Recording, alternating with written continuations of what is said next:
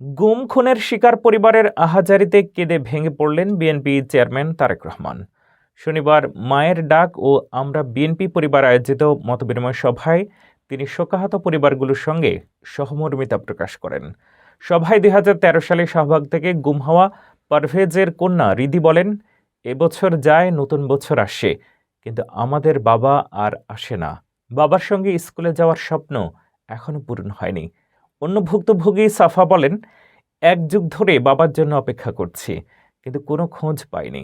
মিম, সাফা, রিদি ও অন্যান্য পরিবার ১৭ বছরেরও বেশি সময় ধরে বিচার বহির্ভূত হত্যা ও গুমের শিকার হয়েছেন। তারা সুষ্ঠু বিচার দাবি করছেন। তারেক রহমান বলেন, দেশের মানুষ গণতন্ত্রের পথে হাঁটছে। বহু সন্তান এখনো অপেক্ষায় রয়েছে, তাদের বাবা হঠাৎ ফিরে দেখবেন। অনেক মা এখনো অপেক্ষায় রয়েছেন। তিনি ভবিষ্যতে গুম খুন প্রতিরোধে কঠোর আইন প্রণয়নের উপর গুরুত্ব আরোপ করেন। যেসব মানুষরা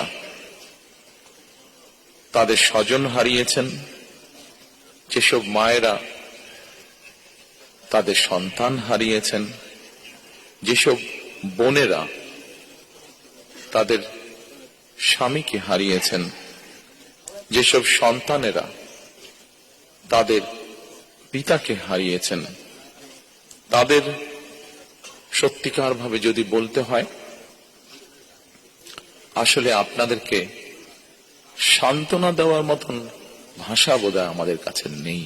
এই মঞ্চে দাঁড়িয়ে আজকে এমন কয়েকজন সন্তান তার কষ্টের কথাটি উল্লেখ করে গেছেন, যে সন্তান এক দিনের জন্যও তার পিতাকে হয়তো বা পিতার মুখকে হয়তো দেখার সুযোগ পান নাই, তেমন সন্তান আজ আমাদের ভেতরেই আছে।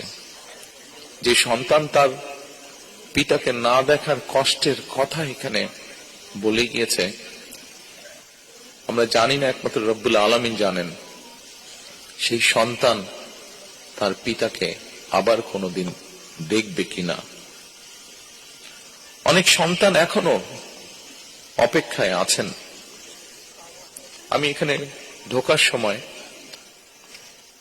মায়ের ডাকের পক্ষ থেকে কতগুলো ফটো এক্সিবিশনের মতন এক্সিবিট করা হয়েছে ওখানে। সেখানে একটি ছবি দেখেছি, সেই ছবি থেকে আমার মনে হয়েছে আমার মনের সাথে সেই ছবিটি মিলে গিয়েছে মনের কথার সাথে। অনেক সন্তান এখনো অপেক্ষায় আছে যে তাদের সেই গুম বা হারিয়ে যাওয়া, যেভাবে বলি গুম হয়ে যাওয়া পিতা হয়তো এখনো হঠাৎ করে তাদের দরজায় এসে কড়াতে নাড়বে।